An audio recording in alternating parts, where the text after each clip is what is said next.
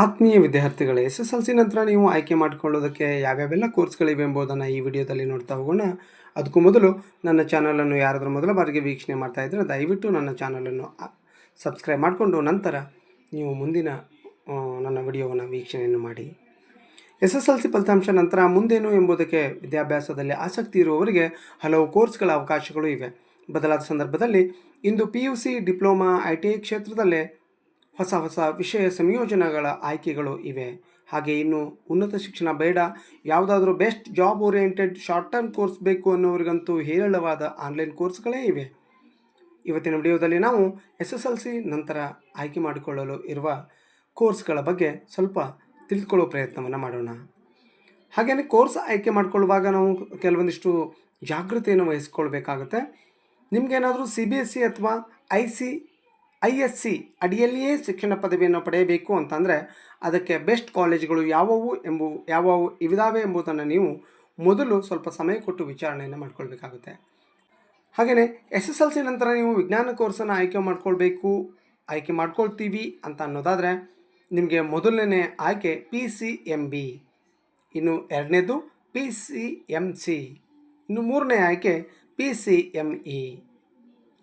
ಇನ್ನು SSLC ನಂತರ ನೀವು ಆರ್ಟ್ಸ್ ಕಾಂಬಿನೇಷನ್ ಏನಾದರೂ ಮಾಡ್ಕೋತಿದ್ದೀರಿ ಅಂತ ಅಂದರೆ ಕಲಾ ವಿಭಾಗದಲ್ಲಿ ನಿಮಗೆ ಆಸಕ್ತಿ ಇರೋರಿಗೆ ಮಾತ್ರ ಮೊದಲನೇದು HEGP ಅಂದರೆ ಇತಿಹಾಸ, ಅರ್ಥಶಾಸ್ತ್ರ, ಭೂಗೋಳಶಾಸ್ತ್ರ, ರಾಜ್ಯಶಾಸ್ತ್ರ ಅಂಥೇಳಿ. ಇನ್ನು ಎರಡನೇದು HEPS, ಮೂರನೇದು HKGE. ಹೀಗೆ ಇನ್ನೂ ಹಲವು ಬೇರೆ ಬೇರೆಯ ಕೋರ್ಸ್ಗಳನ್ನು ನಾವು ಈಗಿನ ಖಾಸಗಿ ಕಾಲೇಜುಗಳಲ್ಲಿ ನೀವು ನೋಡಿಕೊಳ್ಳಬಹುದಾಗಿದೆ. ಇನ್ನು SSLC ನಂತರ ವಾಣಿಜ್ಯಶಾಸ್ತ್ರ ಅಂತಂದರೆ ನಿಮಗೆ ಕಾಮರ್ಸ್ನಲ್ಲಿ ಏನಾದರೂ ಆಸಕ್ತಿ ಇತ್ತು ಅಂತಂದರೆ ನೀವು ಈ ಕೋರ್ಸ್ಗಳನ್ನು ಆಯ್ಕೆ ಮಾಡ್ಕೊಳ್ಬಹುದು. ಯಾವ್ಯಾವು ಅಂತಂದರೆ ಅರ್ಥಶಾಸ್ತ್ರ ಮತ್ತು ಅಕೌಂಟೆನ್ಸಿ ವಿಷಯದಲ್ಲಿ ವೃತ್ತಿ ಜೀವನವನ್ನು ನೀವು ಕಂಡುಕೊಳ್ಬೇಕು ಅಂತ ಅಂದರೆ ವಾಣಿಜ್ಯ ವಿಷಯವನ್ನು ಆಯ್ಕೆ ಮಾಡ್ಕೊಳ್ಬಹುದು. ಇದು ಬ್ಯಾಂಕಿಂಗ್ ಕ್ಷೇತ್ರದಲ್ಲಿ ಹಣಕಾಸು ಸಲಹೆಗಾರರಾಗಿ, ಚಾರ್ಟೆಡ್ ಅಕೌಂಟೆಂಟ್ ಕ್ಷೇತ್ರದಲ್ಲಿ ಮುಂದುವರಿಯೋದಕ್ಕೆ ಅವಕಾಶ ನೀಡ್ತದೆ. ಇನ್ನು ಯಾವ ವಿದ್ಯಾರ್ಥಿಯು ಮ್ಯಾನೇಜ್ಮೆಂಟ್ ಕ್ಷೇತ್ರದಲ್ಲಿ ಮುಂದುವರಿಯುವ ಆಸಕ್ತಿ ಇದೆಯೋ ಅವರು ವಾಣಿಜ್ಯ ವಿಷಯವನ್ನು ಆಯ್ಕೆ ಮಾಡಿಕೊಳ್ಬಹುದು. ಹಾಗೆಯೇ SSLC ನಂತರ PUC ಕಾಮರ್ಸ್ ಓದುವ ಜೊತೆಗೆ ಈ ಕೆಳಗಿನ ಡಿಪ್ಲೊಮಾ ಕಾಮರ್ಸ್ ಕೋರ್ಸ್ಗಳನ್ನು ಸಹಿತ ನೀವು ಅಭ್ಯಾಸ ಮಾಡಬಹುದು. ಯಾವುವು ಅಂತಂದರೆ accounting and finance, business management, computerised financial accounting, banking and finance, e-commerce, taxation, export and import management, retail management.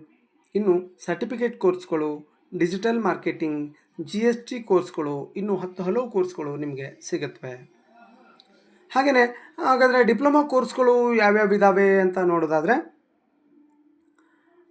Diploma in mechanical engineering, diploma in electrical engineering, diploma in civil engineering, diploma in computer science ಹಾಗೂ engineering, diploma in civil engineering, diploma in automobiles, diploma in telecommunications, diploma in electronics and communications.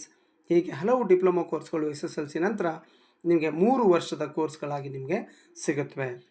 ಹಾಗೆಯೇ ತಾಂತ್ರಿಕೇತರ diploma ಕೋರ್ಸ್ಗಳು ನಿಮಗೆ ಬೇಕು ಅಂತ ಅಂದರೆ diploma in nursing ಮತ್ತು midwifery, diploma in pharmacy, diploma tools and die making, diploma in plastic technology, diploma in poultry, diploma in interior designing, diploma in printing technology, diploma in leather technology, diploma in medical laboratory technology, diploma in music ಅಂದರೆ ಕರ್ನಾಟಕ ಮತ್ತು ಸಂಗೀತ ಅಂತ, diploma in food technology. ಹೀಗೆ ಹಲವು ಆಯ್ಕೆಗಳು ನಿಮಗೆ ಸಿಗುತ್ತವೆ.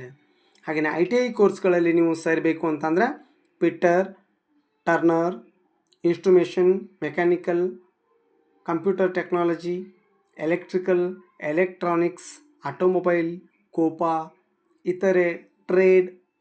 ಇದು 2 ವರ್ಷ ಕೋರ್ಸ್ ಆಗಿರ್ತದೆ. ಇಲ್ಲಿ ಕೈಗಾರಿಕೆಗಳಲ್ಲಿ ಕೆಲಸ ಮಾಡಲು ಬೇಕಾದ ಕೌಶಲ ತರಬೇತಿಯನ್ನು ನೀಡಲಾಗುತ್ತೆ. ಹೀಗೆ SSLC ನಂತರ ನಿಮಗೆ ಬೇಕಾಗುವಂಥ ಹಲವು ಕೋರ್ಸ್ಗಳು ಇಲ್ಲಿವೆ ಮಕ್ಕಳೇ. ಈ ವಿಡಿಯೋ ನಿಮಗೆ ಇಷ್ಟ ಆಗಿದೆ ಅಂತ ಹೇಳಿ ಅಂದ್ಕೊಳ್ತೀನಿ. ಇಷ್ಟ ಆಗಿದ್ದರೆ ಲೈಕ್ ಮಾಡಿ, ಶೇರ್ ಮಾಡಿ, ಕಮೆಂಟ್ಸ್ ಮಾಡಿ. ಹಾಗೆಯೇ ನನ್ನ ಚಾನಲನ್ನು ಸಬ್ಸ್ಕ್ರೈಬ್ ಮಾಡಿಕೊಳ್ಳಿ. ಧನ್ಯವಾದಗಳು.